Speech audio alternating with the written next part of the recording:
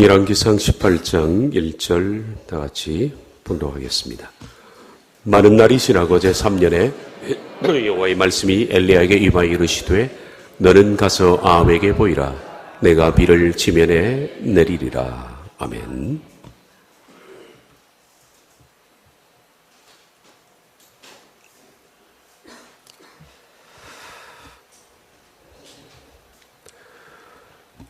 제가 왜 해군에 자원 입대를 했느냐면 세라복이 멋있어서 그거 한번 입어보려고 자원 입대를 했습니다.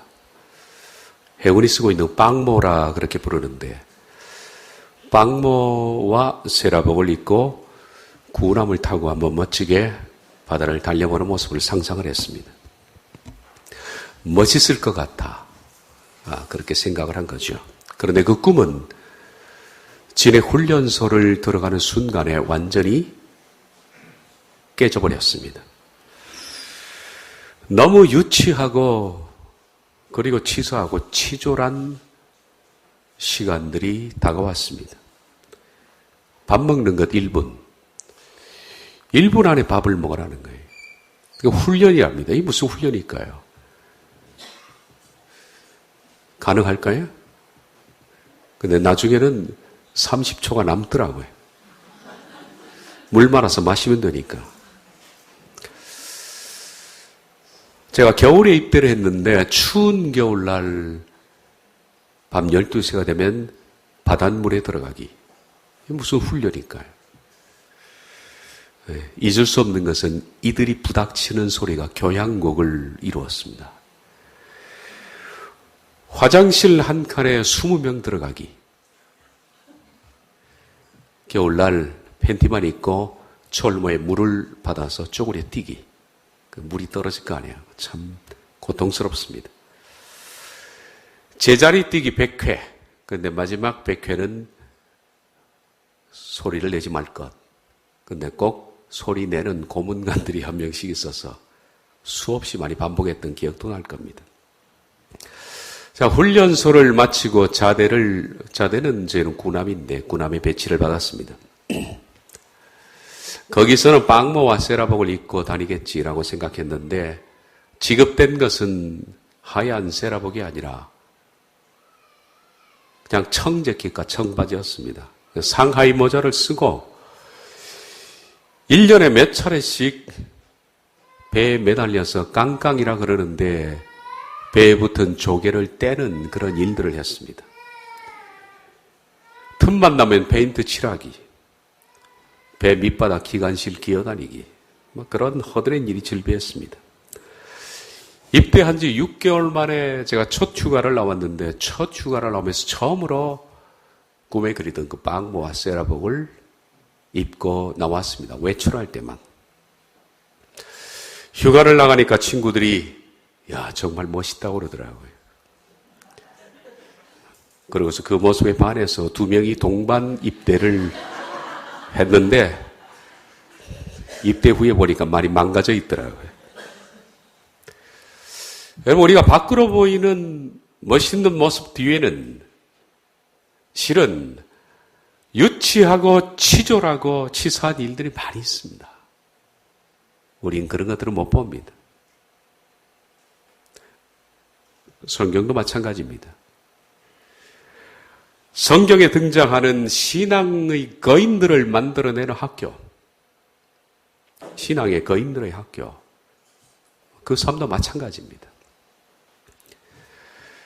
우리 신앙의 거인들이 멋있어 보이고 위대해 보이지만은 실은 이 학교는 정말 유치하고 치사하고 치졸한 일들이 많이 있습니다.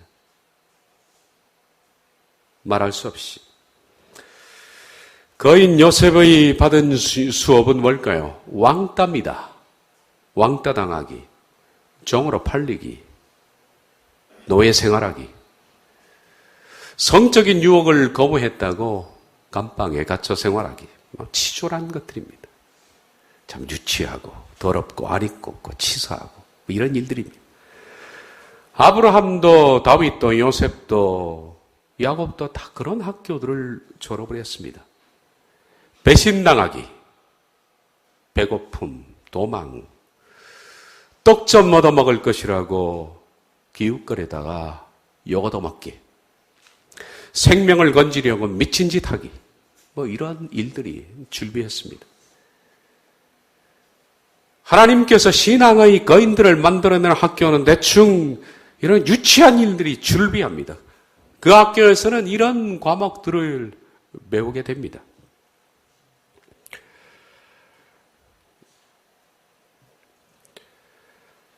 인생의 훈련소에서 여러분과 제가 성도라는 위대한 이름을 얻어내기까지 성도도 많이 유치하고 치졸한 일들을 겪습니다. 목사도 그러고 다 그렇습니다. 우리는 엘리야를 가리켜서 신앙의 거인이라 그렇게 부릅니다. 거인 맞죠? 아마 신구약을 통틀어서 엘리야만큼 능력을 많이 행한 사람도 없었습니다. 뭐 하나님 앞에 위대한 인간 이렇게 부르는 것이 좀 어불성설이지만 어쨌든 하나님 앞에 서 있는 신구약 사람들 가운데서 뭐 가장 특출한 사람 이렇게 불러도 무방합니다. 그런 사람이었습니다.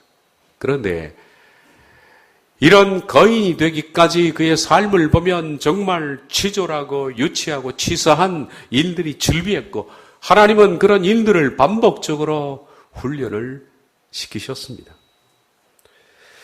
외진 곳에서 이유를 알지 못한 채 끝도 없이 그냥 고립되어 있기.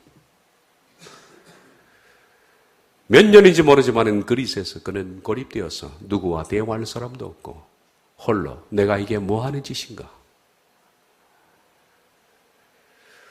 동물이 퍼다 주는 먹이를 먹고 하루 종일 누구와도 대화할 수 없는 그런 장소. 게다가 하나님께서 그를 몇 년 만에 겨우 다른 지역으로 옮겼는데 그것도 아주 처참한 과부에게 가서 밀부터 얻어먹으라는 그런 이해할 수, 납득할 수 없는 일들. 위대한 선지자가 걸어왔던 길들입니다. 엘리야는 거저 위대하게 된 것이 아닙니다.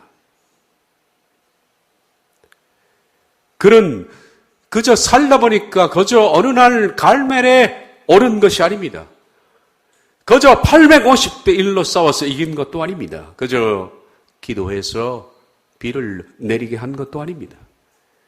이 위대한 거인의 삶 뒤에는 그리고 갈멜산의 영웅 뒤에는 아주 치열한 삶이 있었다는 겁니다. 치열한 삶의 흔적들. 유치함과의 싸움, 더럽고 안 입고 그리고 억울한 일들을 당하는 무수한 삶의 현장들이 있었던 겁니다.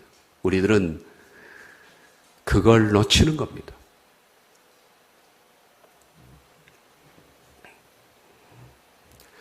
목사도 이렇게 보면 앞에서 불빛 받고 설교하니까 멋있어 보이는 그런 사람들이 종종 있는 것 같더라고요. 여러분, 제가 멋있어 보입니까?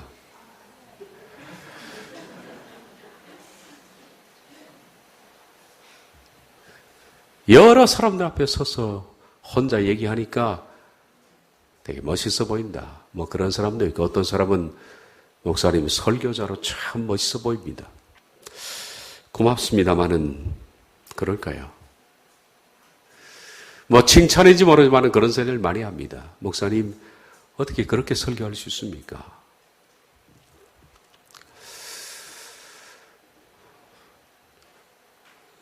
제가 생각하기에도 목회자로서의 목회의 설교자로서의 설교의 정점은 바로 제 나이가 아닌가 그렇게 생각합니다.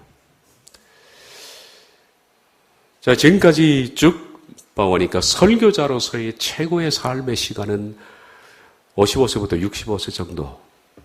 그때 설교자로서의 꽃을 핀다 그렇게 말할 수가 있겠죠.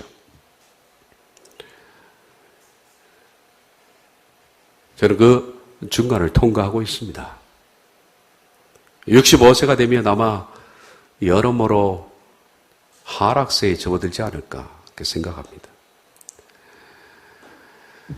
그래서 사람들이 뭐 위로한답시고 그런지 몰라도 멋있게 보인다 그럽니다. 그런데 지금 이 설교, 그리고 이 관점, 그리고 이 시각에 이르기까지 제가 얼마나 치졸하고 유치하고 더러운 삶을 살아왔는지 모르실 겁니다.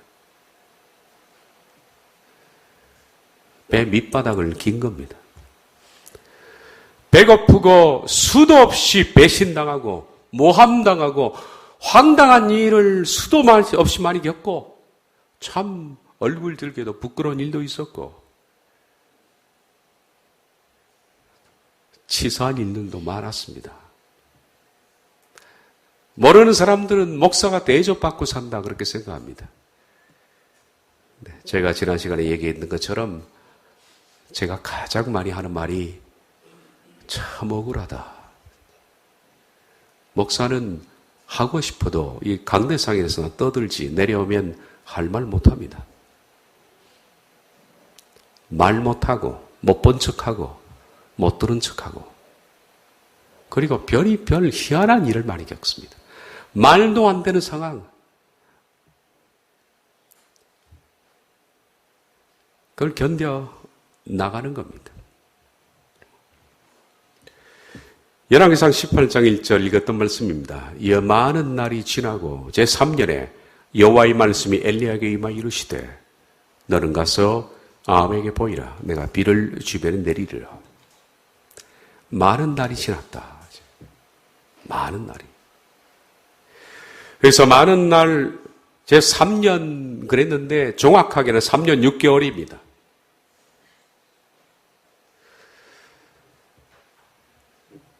디셉 촌놈 엘리야가 거인 엘리야로 만들어지기까지 걸린 기간이 3년 6개월입니다. 뭐 이렇게 생각할 수 있습니다. 3년 6개월이라면 너무 짧은 시간 아닌가? 짧다면 짧을 수 있습니다.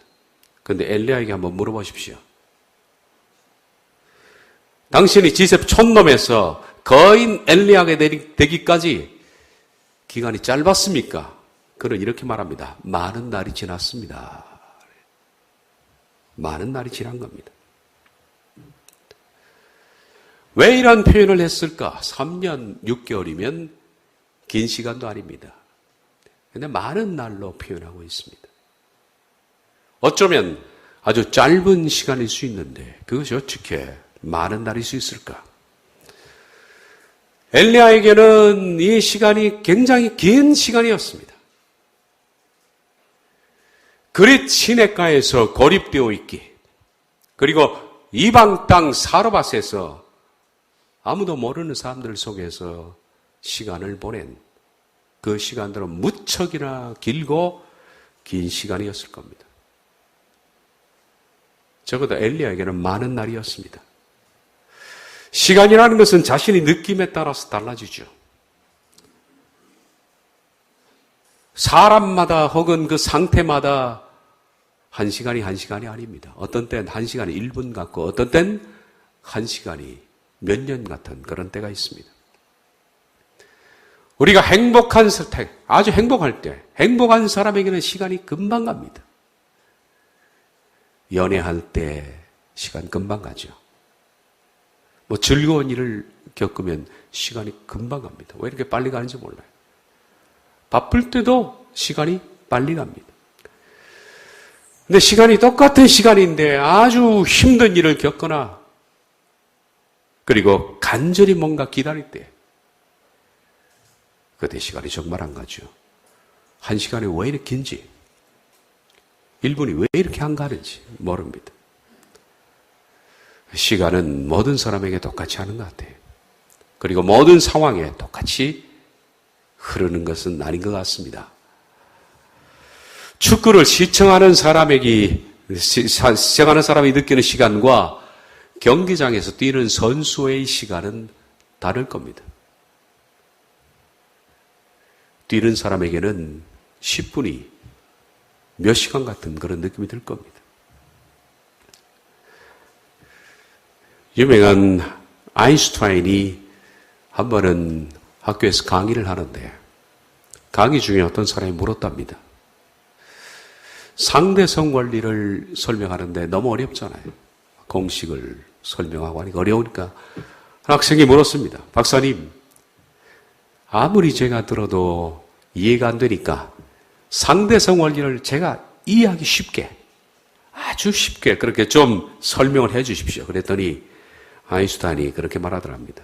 당신이 사랑하는 사람과 데이트할 때의 1시간과 뜨거운 철판 위에서의 1시간은 다를 겁니다. 그것이 바로 상대성 이론이요. 유명한 아인슈타인의 얘기입니다. 어떤 사람에게는 3년 6개월이 짧은 시간이지만은 엘리야에게는 무척이나 긴 시간이었습니다. 많은 날이 흘렀습니다. 그는 너무너무 길게 느껴졌을 겁니다. 고립된 장소에서 홀로 기다려야 하는 시간들, 낯선 이방 땅에서 아무도 모르는 사람들 사이에서 그냥 과부의 집 2층에서 매일같이 벌어지는 기적의 떡과 물을 먹으면서 기다렸던 그 시간들, 그것들이 아주 긴 겁니다. 이 시간 동안에 하나님은 엘리야에게 뭘 하셨냐? 위대한 거인으로 그가 빚어지기까지 정말로 치졸하고 유치하고 치사한 훈련을 반복해서 그가 겪은 겁니다. 고립되어 있기, 그리고 매일 한 끼 먹으면 떨어지는 음식, 그거 먹기. 동물이 물어주고 과부가 공급해주는 음식 얻어먹기. 도대체 하나님의 종이 되는 것과 이런 상황이 무슨 연관이 있는 거예요? 별로 연관이 없어 보일지도 모르겠습니다. 그런데 하나님의 거인들은, 그리고 성도는 하루아침에 만들어지는 것이 아닙니다.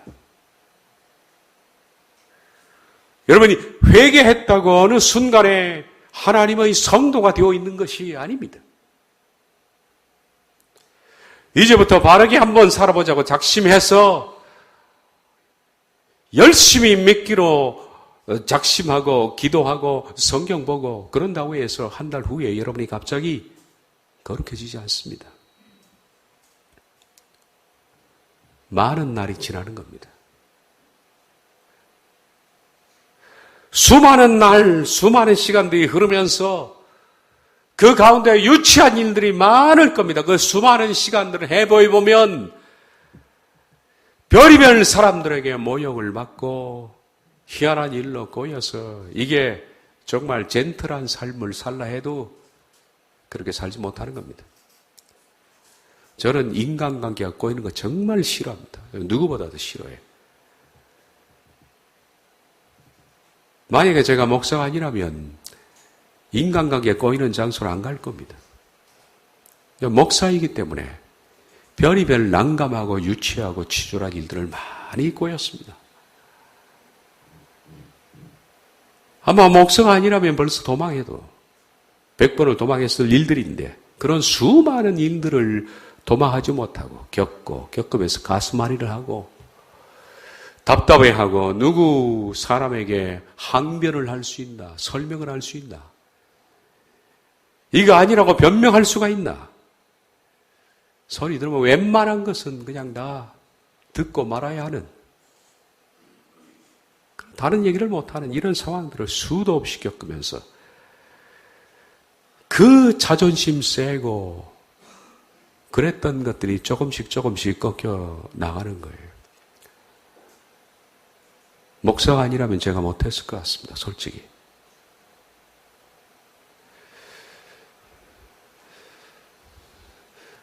몇 주 전에 미국에 있는 옛날 나갔던 교회 형이 있었는데 목사의 아들이었습니다. 저하고 축구도 많이 하고 씨름도 많이 하고 그렇게 지냈던 형인데 미국 가서 두 형제가 다 목사가 된 겁니다. 우연히 통화가 됐습니다. 전화가 왔더라고요. 제일 궁금한 게 뭐냐 하면, 아니 형이 어떻게 목사가 됐소? 그랬더니 그 형이 그러더라고. 너는 어떻게 목사가 됐냐?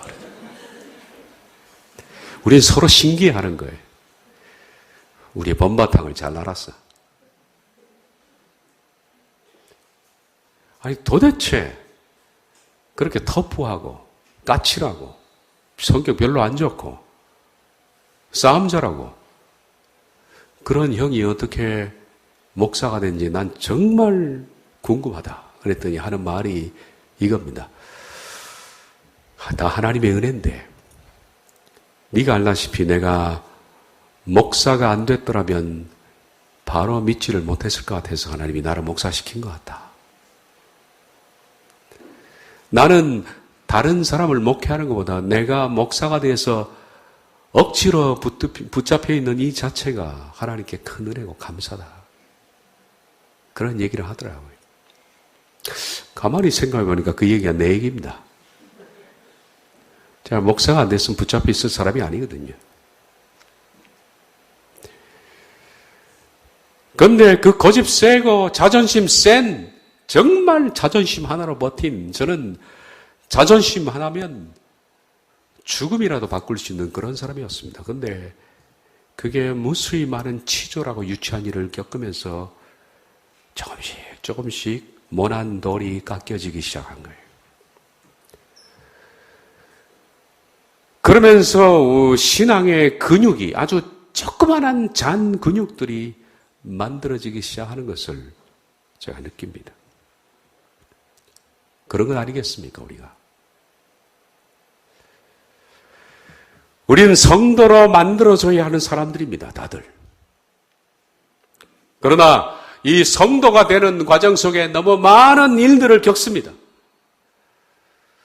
모욕감을 느끼고 황당함을 겪고 배신을 당하고 비방을 당하고 치졸하고 유치한 일들을 겪는데 중간에 이런 일을 겪으면 사람들이 성도가 안 될 사람은 관계 끊고 튀어나가 버립니다. 아, 나 못하겠어. 나 더러워서 못하겠어. 나가 안 보면 되지. 끊고 튀어나가면 만들어지지가 않. 그걸 참아내고 견뎌내야만 깎여지더라고요. 도대체 이런 일들이 무슨 성도가 되는 게 관계가 있을까? 이런 유치하고 치사한 일들을 겪는 게 무슨 목사가 만들어지는 것과 관계가 있을까? 하지만은 하나님은 그런 유치하고 치사한 일들을 통해서 옛사람이 강한 사람들을 아주 잘게 부수어 놓은 하나님이 통밀을 잘게 부수어야 밀가루가 됩니다. 그래야 음식을 만들어 먹듯이 하나님께서는 이를 통해서 아주 잘게 부수어 내는 겁니다. 그래야 성도가 되는 거죠. 유대인의 격언입니다. 하나님은 부서진 것들을 사용하신다. 절대로 통밀 자체를 쓰지 않는다는 겁니다. 하나님은 그걸 가루를 내야 쓰신다는 겁니다. 단단한 곡식도 부수어야 밀가루 되어서 빵을 만들 수가 있습니다. 통째로 쓸 수 없는 겁니다. 포도주도 포도를 으깨야 됩니다. 향수도 마찬가지로 열매를 으깨서 가루로 아주 잘게 부셔줘야 아름다운 향을 거기서 얻을 수 있는 겁니다. 단단하고 질긴 음식을 통째로 먹으면 소화가 안 됩니다. 입속에서 먼저 이를 통해서 아주 잘게 부수어 넣고 위장에 들어가서 위가 또 위 운동으로 잘게 부수어 넣고 위액이 나와서 강염산으로 그것을 완전히 죽처럼 녹여내고 그런 다음 소장으로 들어가서 흡수를 시켜서 영양분으로 만드는 것처럼 이 세상의 육적인 것, 영적인 것 전부 다 통밀 자체로는 절대로 쓸 수가 없다는 겁니다. 아주 잘게 부수어야만 음식이 되고 부수어져야만 성도가 되는 겁니다. 우리 인생도 아주 비슷합니다. 몇 차례 부셔지고 또 부셔지고 녹여지고 또 녹여지고 그런 과정을 통해서 녹여지고 부셔지고 부셔질 때 옛자가 꿈틀대는 것이 아주 미세하게 조금씩 죽어갑니다. 그리고 마침내는 온유한 성도가 되는 거예요. 온유한 성도. 거저 되는 것이 아닙니다. 거저 만들어지는 것이 아닙니다. 자고 깨니까 되어 있는 것이 아닙니다. 원숙한 신앙과 인격을 갖추려면 이런 많은 부서지는 과정을 밟아야 합니다. 그러므로 부서짐의 사이즈가 신앙 성숙함의 사이즈입니다. 뭐라고요? 부서짐의 사이즈가 성숙함의 사이즈입니다. 부서지지 못한 사람들 성숙하지 못하다는 얘기입니다. 여과 없이 말이 걸러지지 않고 나오는 것, 여과 없이 감정이 그냥 흘러나오는 것, 자기의 그 센 자존심과 교만이 여과 없이 그냥 흘러나오는 것, 성숙하지 못한 건데 부서지지 않아서 그렇다.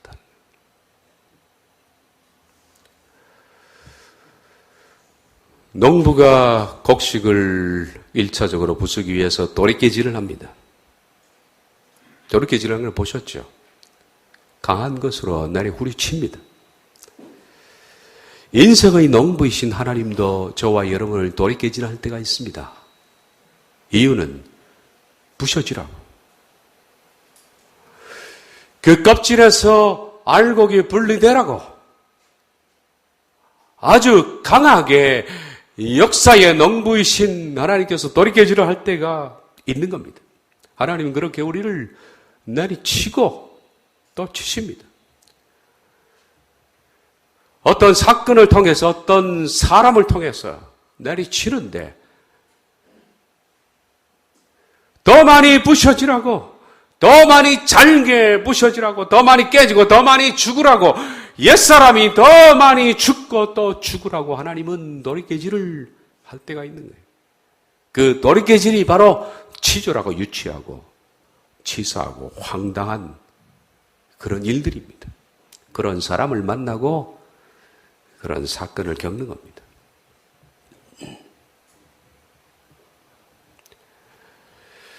왜 이런 일을 겪어야 하느냐, 우리가. 저도 그렇게 많이 질문했습니다. 왜 이런 일을 겪어야 합니까, 하나님? 아니, 목사가 되는 것과 이게 무슨 관계가 있습니까?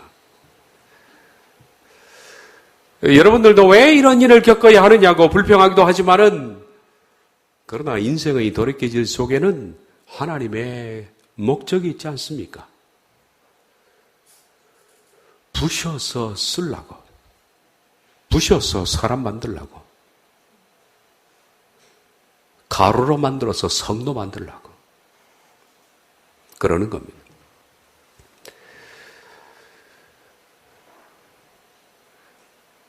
성도는 더 많이 부셔진 사람입니다.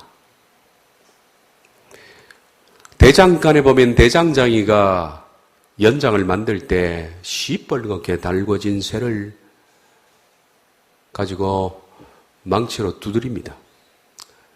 근데 시장에서 대충 쓰는 물건들, 그렇게 감당하지 않는 것은 가만 보면 대장장이가 그렇게 오래 두드리지 않습니다. 대충 적당할 정도로 두드리고 그걸 내다 팝니다. 그런데 아주 귀한 물건, 특별한 물건, 그런 것들을 만들 때는 대장장이는 구슬땀을 흘려가면서 아주 오랫동안에 몇 날 며칠을 또 두드리고 또 두드립니다. 그래서 대장장이가 얼마만큼의 시간 동안에 많이 두들겼냐에 따라서 바로 명품이 나오는 겁니다. 오래 맞은 사람이 명품입니다. 하나님께서 만드시는 명품 성도는 오래 맞은 사람입니다. 수없이 실패하고 수치를 당하고 초라하고 비참하고 억울한 과정을 통해서 그것도 모자라서 인생 밑바닥까지 내려와서 밑바닥을 기고 무릎이 까지고 피가 터지는 그런 순간까지 내려갈 때 인생의 대장장이신 하나님께서 그 밑바닥에서 만들어내는 것이 바로 명품 성도입니다. 성도는 거저 만들어지는 것이 아닙니다. 대가를 지불하지 않고 만들어지는 성도는 없다라는 겁니다.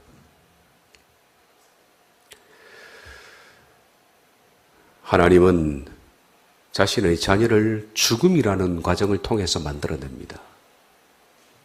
죽음이라는 과정을.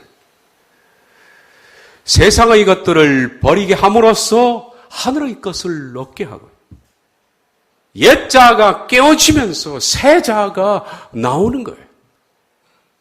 마치 시커먼 손톱을 밀어내고 새 손톱이 나오는 것처럼 옛 자아를 밀어낸 그 부분만큼 새 자아가 나오는 겁니다. 그래서 사도 바울은 날마다 죽는다라고 했습니다. 나는 날마다 죽노라. 여러분이 한 달만 죽어도 안 됩니다. 그건 쉽죠. 지금부터 내가 한번 죽어보겠다. 한 두 달하고 끝나면 그거 누가 못합니까? 하루만 죽었어도 안 됩니다. 그리고 한 번만 죽었어도 안 됩니다. 한 번만 깨졌어도 안 되고 한 번만 부셔졌어도 안 됩니다. 날마다 순간마다 죽어야 합니다. 나는 날마다 죽노라. 어쩌면 우리 그리스도인들의 삶이 고달픈 이유는 내가 이렇게 신앙생활이 힘들고 고달프고 어려운 것은 사도 바울은 나는 날마다 죽노라고 했는데 여러분들은 나는 날마다 사노라 그래서 힘든 거예요. 우린 성경을 나는 날마다 죽노라라고 읽고 삶은 나는 날마다 사노라 그러고 사는 겁니다. 불쑥불쑥 솟구치는 혈기, 참을 수 없는 분노와 미움, 주체할 수 없는 원망과 짜증, 견딜 수 없는 답답함, 절망감, 우울함, 교만함, 무례함, 질투심 이런 것들 때문에 인생이 고달픈 겁니다. 날마다 사는 겁니다. 덜 죽어서 고달픈 거죠. 덜 깨져서 그렇고 덜 부셔져서 고달픈 겁니다. 우리들은 깨지고 부셔지면 많은 부분 고달픈 것이 사라질 겁니다. 왜냐하면 다른 이들과 부닥칠 일이 별로 없어요. 내가 살아있을 때는 부닥칠 일이 그렇게 많습니다. 안 입고 온 놈도 그렇게 많고 화나는 인간도 그렇게 많고 돌아서면 짜증이고 돌아서면 불평이고 그런데 죽으면 그런 것들이 많이 줄어들죠. 이상한 말로 들지 몰라도 그래서 부셔짐은 하나님의 은혜입니다. 하나님의 은혜입니다. 부셔지고 깨어져야 하늘의 성품이 생기기 때문입니다. 그래서 인생살이 동안의 비참함과 초라함 그 속에는 그것만 있는 것이 아니라 실제로 보면 하나님의 큰 은혜가 그 속에 있는 겁니다. 우리가 그런 시간들 아니었으면 어떻게 성도의 자리까지 올 수가 있겠습니까? 어떤 때는 그런 생각 들죠. 정말 하나님 너무하시다. 너무하시다. 그런 생각이 들 수도 있습니다. 너무 몰아세우신다. 너무 몰아세우신다. 이제 그만할 때도 되지 않았을까? 하나님이. 그렇게 생각하지만은 그만할 때가 된 것은 하나님이 결정하는 거지 내가 결정하는 것이 아닙니다. 하나님은 그만할 때가 됐으면 그만하십니다. 어쩌면 하나님께서 저와 여러분들을 위해서 최고의 배려를 하신 것이 특별히 대우하셨기 때문에 비참하고 초라한 환경 속에서 우리를 그냥 내버려 두시는 건지도 모릅니다. 그래야만 우리가 똑바로 하늘을 보고 살기 때문에 그래야만 똑바로 걷고 똑바로 보고 똑바로 믿을 수 있기 때문에 그래서 그런 일을 겪으면 정말 입에서 단내가 날 정도로 허리가 휠 정도로 힘들겠죠. 그때 그냥 우리가 아는 찬송 한 절 부르면 됩니다. 이전보다 더욱 더 사랑합니다. 그거밖에 별 다른 도리가 없는 것 같습니다. 히브리서 12장 6절 11절을 보면 주께서 그 사랑하시는 자를 징계하시고 그가 받으시는 아들마다 채찍질하심이라 하였으니 무릇 징계가 당시에는 즐거워 보이지 않고 슬퍼 보이나 후에 그로 말미암아 연단 받는 자들은 의와 평강의 열매를 맺느니라.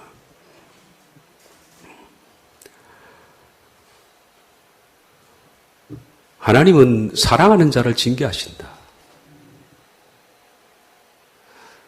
이해가 되십니까?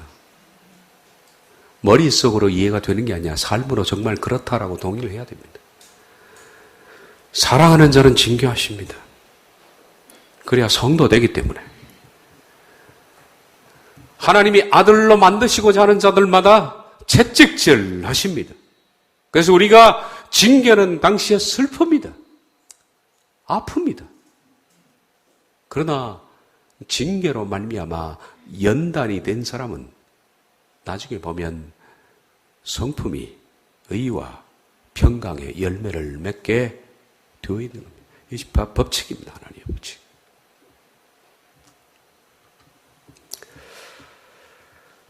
많은 날이 지나고 제 3년에 여호와의 말씀이 엘리야에게 임하여 이르시되 너는 가서 아합에게 보이라. 내가 비를 지면에 내리리라.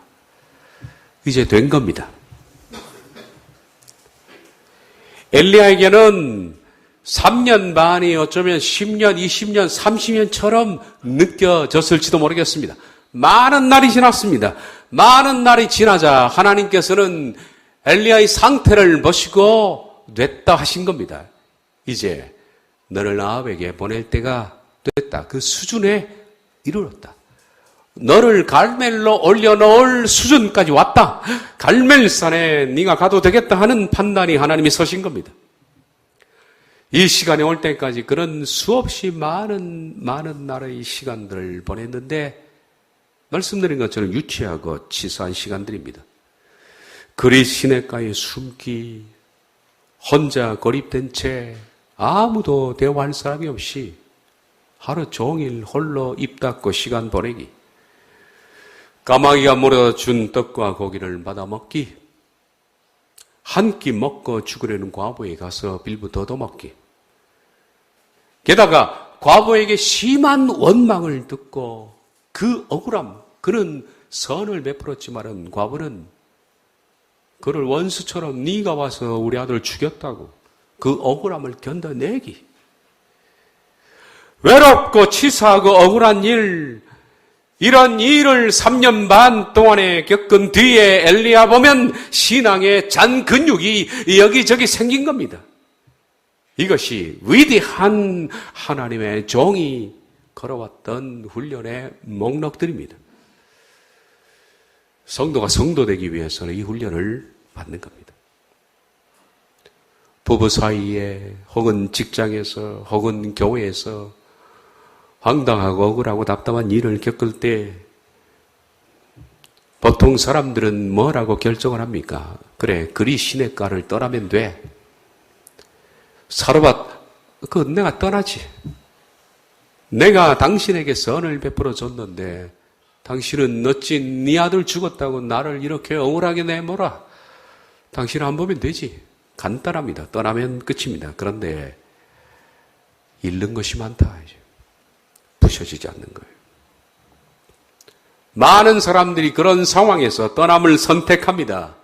그러나 성도라면 그런 억울하고 황당하고 답답한 상황에 견뎌내야 하는 겁니다. 이를 통해서 날마다 죽는 것을 체험하고 내 속에 옛자가 죽는 기회로 삼아야 하는 겁니다. 힘들어요. 정말 힘듭니다. 그러나 잘 선택을 해야 하는 겁니다. 모든 일들 가운데 내가 잘게 부셔질 것을 선택을 해야 됩니다. 부셔지고 낮아지면 하나님께서 언젠가 말씀하시겠죠?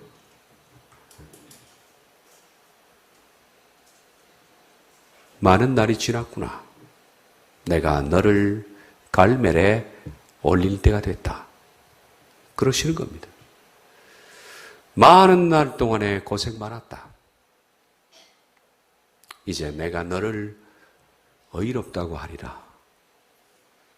의롭다고 하리라. 제가 어떤 분이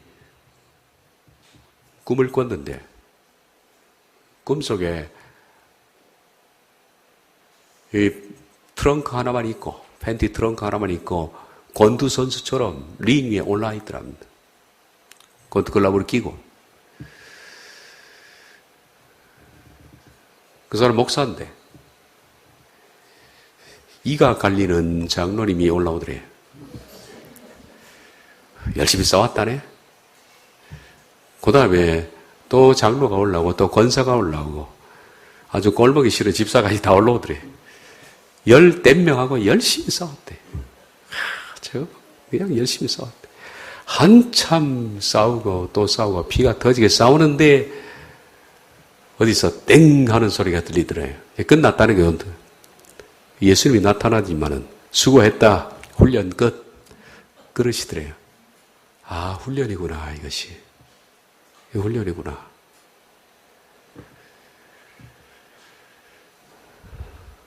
예수님이 종칠 때가 옵니다. 됐다. 훈련 끝났다.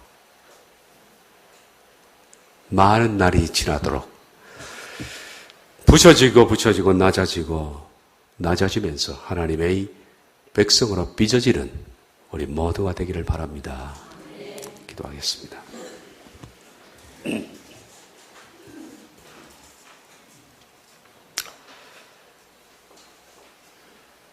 부셔지고 낮아지고 또 깨지고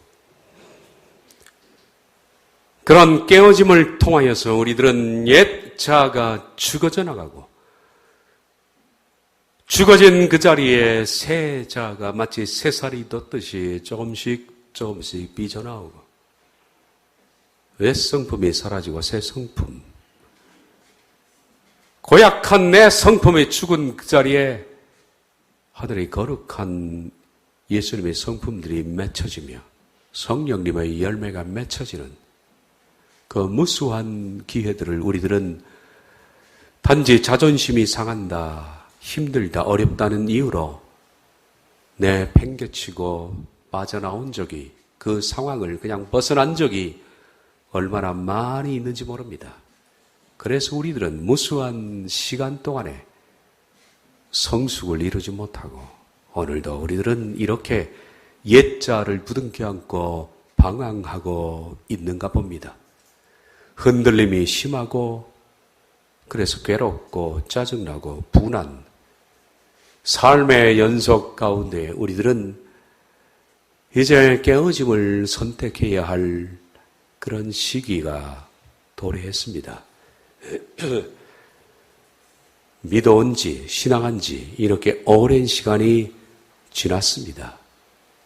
보다 성숙한 자리로 나아가야만 되겠습니다.